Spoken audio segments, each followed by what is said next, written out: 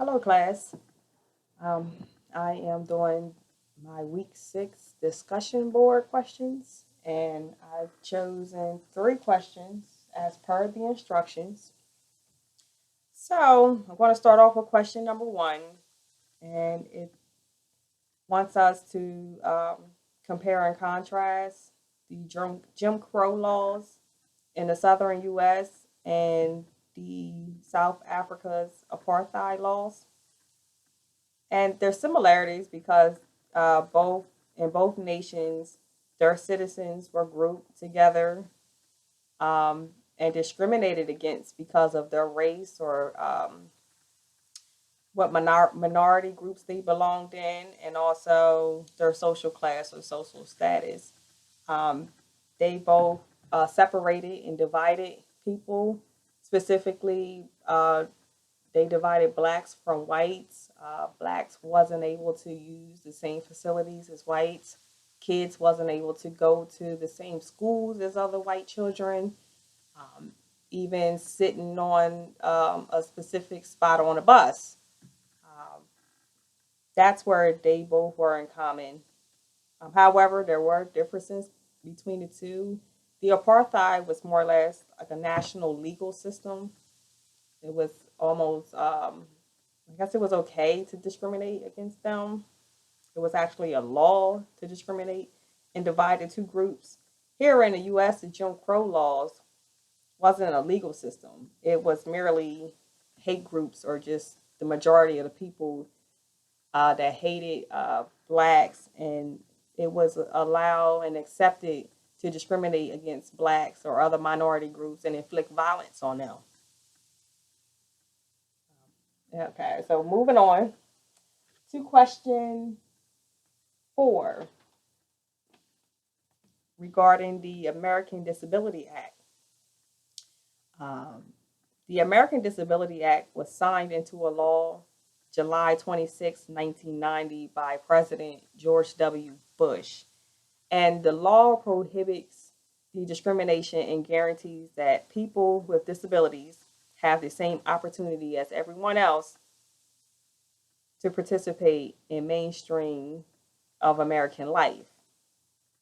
Um, So this guarantees that people who have disabilities, whether it be a single disability or many disabilities, if they're still able to function and if they're still able to work, they have the right to apply and be accepted by the same jobs as anyone else who doesn't have a disability.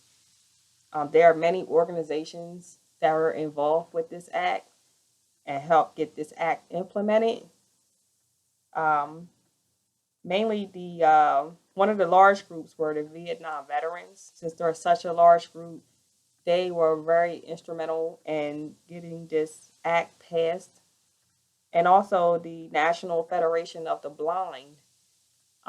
They were more or less under the Single Disability Acts, and they were also a part of this um, act as well.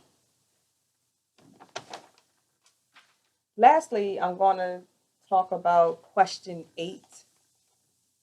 And the question is, why do people think that the word gay as a descriptive word is socially accepted more than a anthropolism? Well, anthropolism word is very derogatory. Um, those words, I don't know if I'm allowed to say it, but I'm going to say it, such as nigger or faggot, are very derogatory. And those words have very deep meanings behind them. It represents the struggle that blacks or gays or any other minority group, um, what they've been going through for hundreds of years. The violence, I mean, people were getting killed, people were, being taken away from their families, and just, it's just horrible. And those words will never be accepted. And unfortunately, if you say those words now here in 2016, it can start a fight. It can inflict violence and inflict conflicts with one another. So those words they just would never be accepted. However, the word gay, um, for some reason, gay is accepted. And while I was researching why the word gay is socially accepted, it's because, it's used to describe so many different things and so many different actions. Actually, I've read that many gay individuals actually, you know, they they rather have the word gay used to describe them rather than homosexuals or lesbians, because the word gay is less derogatory and it is accepted. I guess, more or less it's easier to say. I don't know. But um, anthropollism will never be accepted. It's just the way it is. Okay, well, that concludes my discussion. I hope I was clear, and hope you guys can understand what I was trying to say. All right, have a good night and good luck.